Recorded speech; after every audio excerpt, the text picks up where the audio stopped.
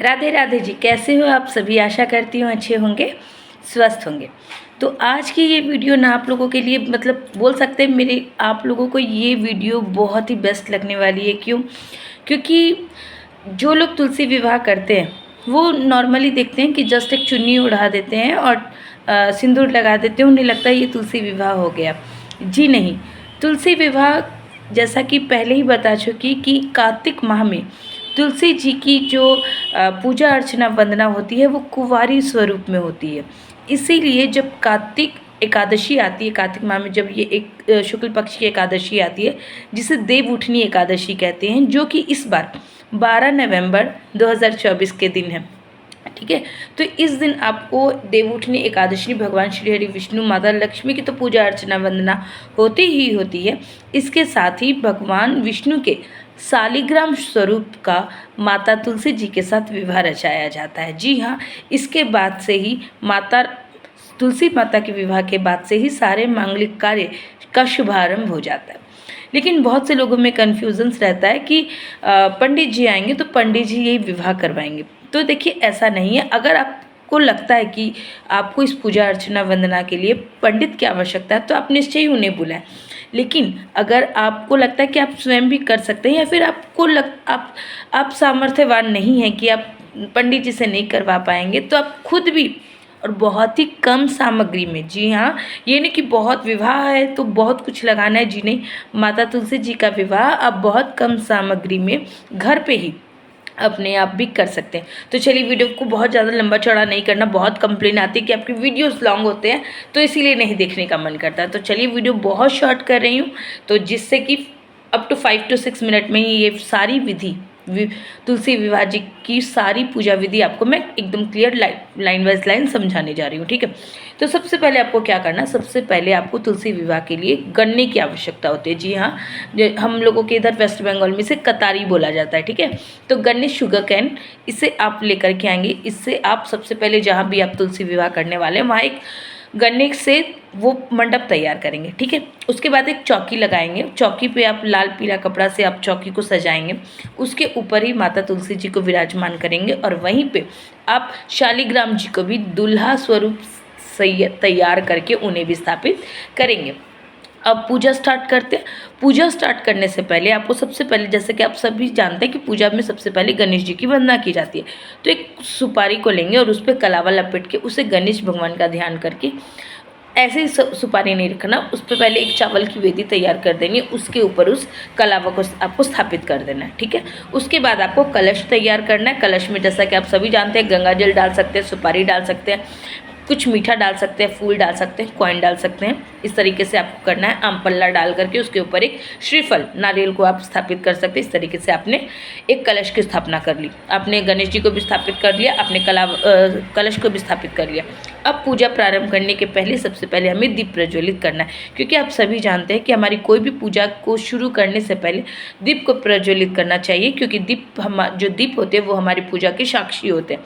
तो हमको हम दीप को प्रज्वलित कर लेना है। ठीक है, अब दीप भी प्रज्वलित हो गया। अब हमें क्या करना है, तो अब हमें गणेश जी की और कलश की, ठीक है, सब रोली, चावल, फूल, अक्षत जैसे पूजा करना है वैसे आप पूजा करिएगा और कान पकड़ के माफ़ी मांगिएगा कि प्रभु कोई मंत्र नहीं आता, मेरे भावों को मेरी सच्ची श्रद्धा समझ के मेरी पूजा समझ के स्वीकार करिए। वैसे आपने गणेश भगवान की भी पूजा कर ली, कलश की पूजा कर ली, दीप की भी पूजा कर ली। ठीक है, अब क्या करना है, आपको तुलसी जी में और शालिग्राम जी को आपको जल अर्पित करना है। हो सके तो कच्चे दूध को इस दिन समर्पित करना बहुत ही शुभ माना जाता है, तो तुलसी जी में कच्चा दूध समर्पित अवश्य करिएगा और शालिग्राम जी को भी कच्चे दूध से स्नान अवश्य करवाइएगा। ये हो गया। आप कच्चा दूध स्किप भी कर सकते हैं, अगर आप चाहें तो आप सिर्फ जल से ही कर सकते हैं। जल में थोड़ा गंगा जल मिला लीजिएगा और उसी से सिंचन कर दीजिएगा। उसके बाद आपको हल्दी लगाना है। जी हाँ, आपको 5 बार तुलसी जी को हल्दी लगाना है, 5 बार आपको शालिग्राम जी को हल्दी लगाना है। उसके बाद जब हल्दी लग गई उसके बाद आपको 7 बार तुलसी जी पे ही 7 जगह आपको 7 बिंदी आपको मेहंदी की लगानी है और शालिग्राम जी पे भी आपको 7 बिंदी मेहंदी की लगानी है। ठीक है, अब क्या करना है, जो तुलसी जी महारानी हैं उन्हें नए कपड़े, नए श्रृंगार आपको अर्पित करने हैं और शालिग्राम जी को तो आप दूल्हा बना के ऐसे ही तैयार करके बैठाए हैं, उन्हें आपको जनेऊ अर्पित कर देना। ठीक है, तो माता हमारी तुलसी जी महारानी भी दुल्हन बन के तैयार है, हमारे शालिग्राम जी भी दूल्हा बन के तैयार है। अब क्या करना है, सबसे पहले आपको गठबंधन के लिए एक पीला कपड़ा चाहिए। पीला कपड़ा में आपको क्या करना है, आपको हल्दी की गांठ रखनी है और पैसे रखने और उसमें गांठ लगा देनी है। उसे आपको तुलसी जी और शालिग्राम जी से कपड़ा थोड़ा लंबा रखिएगा, जो कि आपको तुलसी जी को स्पर्श करता रहे और शालिग्राम जी को भी स्पर्श करता रहे, इस तरीके से लगाइएगा। अब आपको माला पहनानी है। शालिग्राम जी से छूकर माला तुलसी जी को पहनाइए और तुलसी जी से माला छू करके शालिग्राम जी को पहनाइए। तो इस तरीके से आपने माला भी पहना ली। अब जो शालिग्राम जी की चौकी है उसे आप हाथ में उठाइए और तुलसी जी के साथ, ठीक है, तुलसी जी के साथ उनके फेरे लगवाइए, जो कि 7 बार आपको करने हैं। 7 बार आपके फेरे लग गए। अब क्या करना है, जो तुलसा जी फेरे लगने के बाद जो तुलसा जी शालिग्राम जी के दाहिने तरफ बैठी हुई थी, वो उन्हें अब आपको उठा के शालिग्राम जी के बाएं तरफ बैठा देना है, ठीक है। इस तरीके से आपको कर लेना है। तो अब सिंदूर पहनाना है, तो 1 रुपये के कॉइन से आपको सिंदूर लेना है, शालिग्राम जी से उसे टच करवाना है सिंदूर वाले आपके हाथ को, और माता तुलसा जी की जो पत्तों पर 3 बार, ठीक है, तुलसा जी में 3 बार वो सिंदूर को भरना है। और ओम नमो भगवते वासुदेवाय का जाप आपके मन में निरंतर चलता रहे। तुलसी चालीसा का जो पाठ होता है वो चलते रहे, तुलसी भजन चलते रहे, मतलब माहौल भक्तिमय हो। और इस तरीके से आपको तुलसा जी की शादी करवा देनी है, ठीक है। उसके बाद जब आपकी तुलसा जी की मांग भरवा दी जाए, तब आपको तुलसा जी को और शालिग्राम जी को मिठाइयों का भोग लगाना है, आरती करनी है, और उसके बाद आपको बहुत सुंदर से भजन करने हैं, नृत्य करना है। बेटी की शादी हुई है, बेटी फिर उनके लिए जो भी आप दहेज के लिए जो भी सामान लाए हैं, जो कि पहले ही बताया आपको कि आप 5 अनाज रख सकते हैं, 5 फल रख सकते हैं, 5 तरीके के बर्तन रख सकते हैं, श्रृंगार के सामान रख सकते हैं, जो उनको बहना देना है, जो उनके घर के लिए देना है, जो राशन हो सकता है आप वो दे सकते हैं। ठंड की टाइम में तो रजाइयाँ दे सकते हैं, और हो सके अगर संभव है तो सोने का एक छोटा सा नोजपिन दे सकते हैं, जो कि कन्यादान में बहुत ही शुभ माना जाता है। तो होप आपको ये वीडियो बहुत पसंद आई होगी और तुलसी विवाह से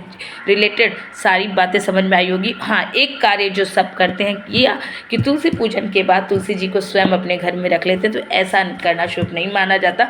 तुलसी जी की जब शादी हो जाए तो उनका कन्यादान अवश्य करिए, उनकी विदाई अवश्य करिए, और जिस दिन आप उनकी विदाई करें उसी दिन नई तुलसा जी को लेकर के आइए, और फिर उनकी पूजा अर्चना वंदना आपको शुरू कर देनी चाहिए।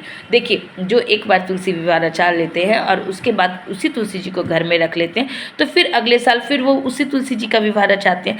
तो बेटियों की शादी एक ही बार करवाई जाती है, तो इसीलिए तुलसा जी का विवाह करवाने के बाद उन्हें मंदिर में दान कर देना चाहिए, और उसके बाद नई तुलसा जी ला करके उनकी सेवा अर्चना वंदना करनी चाहिए।